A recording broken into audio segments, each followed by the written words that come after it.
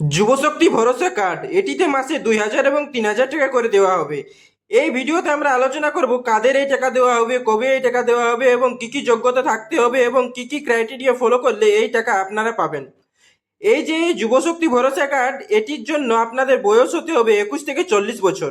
যারা যারা graduation pass করে এখনো পর্যন্ত বেকার আছে তাদেরকে প্রতি মাসে 3,000 টাকা করে দেওয়া হবে এবং যারা যারা এখনো পর্যন্ত গ্রাজুয়েশন পাস করেননি তাদেরকে মাসে 2,000 টাকা করে দেওয়া হবে। এই প্রকল্প অক্টোবর মাস থেকে চালু হবে, অর্থাৎ অক্টোবর মাস থেকে আপনারা এই প্রকল্পের জন্য সুবিধা পাবেন। এবং কিন্তু এর জন্য বলা হয়েছে আপনাদের যে পারিবারিক বাৎসরিক আয় সেটি আপনাদের 1,00,000 টাকার কম হতে হবে। যদি আপনাদের পারিবারিক বাৎসরিক আয় 1,00,000 টাকা থেকে কম হয় তাহলে এই সুবিধা আপনারা পাবেন, কিন্তু যদি এই টাকা আপনাদের বেশি হয় তাহলে এই সুবিধা আপনারা পাবেন না। কবে থেকে এই প্রকল্পের জন্য আবেদন করা হবে, কিভাবে আবেদন করতে হবে, অনলাইন হবে কি অফলাইন হবে, এই সম্বন্ধে এখন পর্যন্ত কিছু বলা হয়নি। যখনই কিছু বলা হবে আমরা আপনাদের এই চ্যানেলে জানিয়ে দেবো। তার জন্য এই চ্যানেলটিকে সাবস্ক্রাইব করুন এবং ভিডিওটিকে একটি লাইক করুন।